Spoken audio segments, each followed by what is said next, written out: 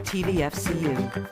No doubt by now this morning you've heard the news of the passing of Charles H. Coolidge. Many of you know his name simply by the enjoyment you have over at Coolidge Park in North Chattanooga. But many of you watching this morning know fairly well anyway the story of his life, not only in where he won the Medal of Honor, was awarded the Medal of Honor, but in the way he lived his life in those years after World War II. Linda Mines certainly knows all of his stories quite well. She's the Hamilton County historian, a good friend of ours here on the show. So appropriate, Linda, that we share some time together this morning talking about his life. It's hard, I guess, to be sad because what a life well lived.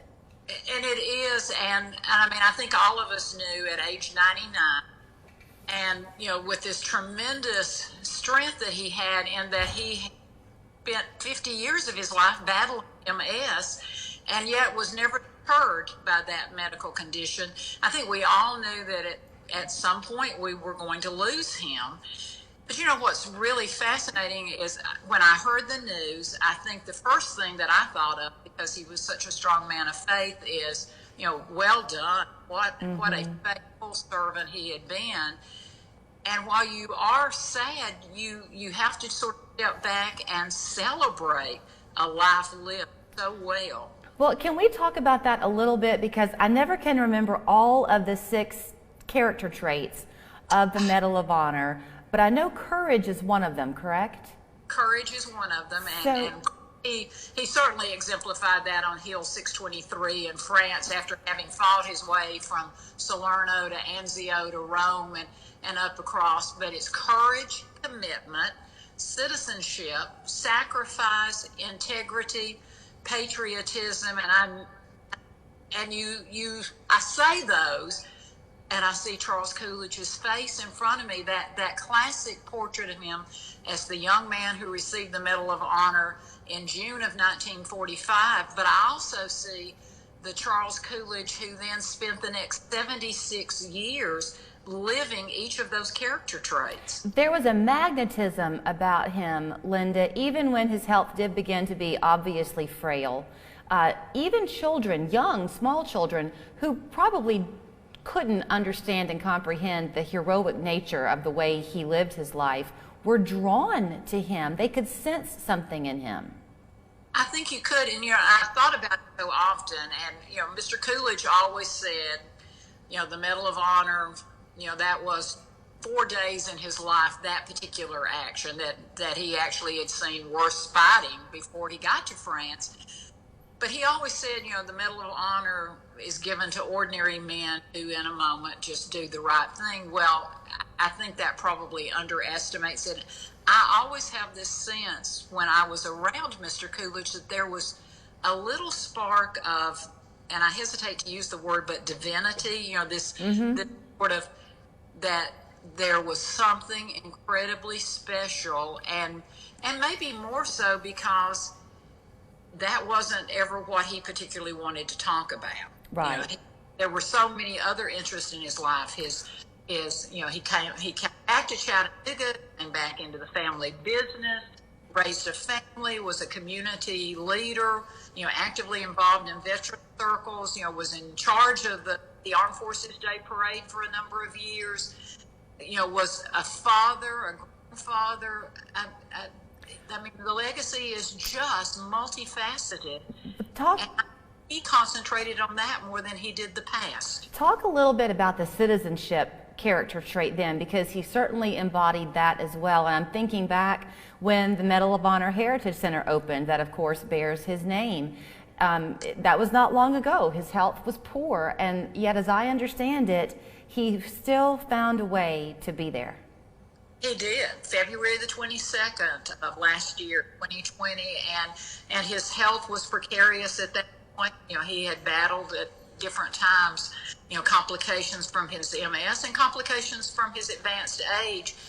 And not only was he there for the grand opening, I mean, it was something pretty spectacular to have Charles H. Coolidge, the oldest at that point living Medal of Honor recipient, standing next to Kyle Carpenter, the young Medal of Honor recipient. But he actually had visited several times prior to the opening as the exhibit that tells his story was being constructed, we wanted to be sure we were telling the story accurately. And he wanted to be sure that we told the story as it was, but didn't make it more than it was. And I mean, isn't it a wonderful trait of citizenship is that it's about, for him, it was always about his men. It was about the republic. It was about the freedoms of this nation that he wanted others to enjoy, and he saw himself as an instrument in that continued love of the republic and life of the republic. And there's something incredibly disarming about, with so many talents, who is so humble in every day of his life. He constantly thought about us. He was immersed in all aspects of Chattanooga, citizenship and society. And it's hard to imagine. Even as he got older, we sort of knew he was up there on the mountain. It was that aura fell all across the city. It's hard to imagine that he's not here, but of course the legacy lives forever. Well, and let's talk about, I mentioned Coolidge Park earlier this morning. People know that, and I think very often they think it's President Coolidge, then they learn as they go through that it's Charles H. Coolidge, but you can fill in the gaps here, Linda. But my understanding is that when that land was deeded, yes, it bears his name, but it was intended to honor all veterans. So you talk about his legacy continuing. If you're over there playing in the fountains and riding the carousel, think about somebody because they're being honored if they've served in the military. And that's exactly, he was hesitant for his name to be on things because he saw himself as one of many who have served this nation, and he felt that way about Coolidge Park. I mean, what a lovely honor to have Coolidge Park, to have, Coolidge, aspects of Coolidge Highway, to know that his name is in so many different places. We are incredibly proud that it's the Charles H. Coolidge National Medal of Honor Heritage Center. But he was more important, in his mind, it was more important to talk about the characteristics, to talk about every person's duty to be an active citizen than it was to talk about him. Which I just want to talk about him even more. You have grandchildren who are young. My kids have gotten older, but I think a lot of parents and grandparents talk these days, and this is not intended to get political, but there's a lot of conversation about how do you instill in the generation upcoming the values of this country. How do you help them get off the phone and learn what it is to live a life of your own moral compass? So I know you didn't come on to plug your book. I'm bringing this up out of my head, but you have recently written this children's book, which you can purchase at the Medal of Honor Heritage Center, I think. But his life and many others are encompassed in this, right? It is, and I think that's important. I think for all of us as parents, what we want is for our children to have a better life than we've had. We want our children to live a life of value, a life of courage, and in my mind, the way that we can do that is, one, as parents, we model those traits, but two, we give them real life role models. And the truth of the matter is, it's not Superman, and it's not, fill in the blank. It's Charles Coolidge, it's Desmond Doss, it's George Jordan, it's those people who understand. When we talk about patriotism, I think people think that it's a, wave your flag, love your country, or leave it. It's a love your country and work to make it better. And that's what Mr. Coolidge did. He did. Could have, after June of 1945, he could have said, I'm Charles, I'm a Medal of Honor recipient. But he lived every day the rest of his life wanting to make the nation better. I mean, that's true patriotism. That's citizenship.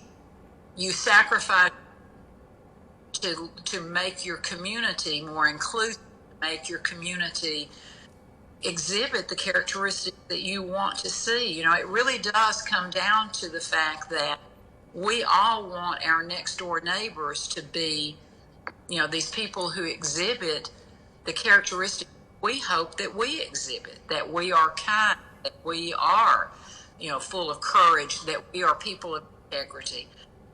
Charles Coolidge was quietly living that role model every day. You know, parents, it's so, read the stories, point out others in the community that are what you want your children to be and what I still am striving to be, because, you know, we don't always make the right choices, but we have people who understand what those choices are. Well, I sure am grateful that you were able to share some time with us this morning, and I hope all of us can take a snippet of what you shared about his life and maybe find a way to bring it into our own today and the days to follow.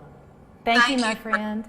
And, you know, I would tell everyone, celebrate his life, and at the same time, keep his family in your thoughts and prayers, because, you know, it's hard to lose someone that you love, and it's hard to lose someone and then mourn them in a very public way. Absolutely. Thank you again, Linda. Thank you.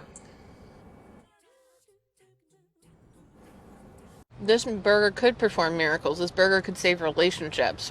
This isn't your normal cheeseburger. You all of a sudden have bacon jam on it. You're like, wow, compliments to the chef. Who threw this together? Sonic Bacon Jam Cheeseburger. You know? Elevated flavors. Yep. Millions of customers are leaving their providers and switching to Spectrum. And if you have satellite, it's not hard.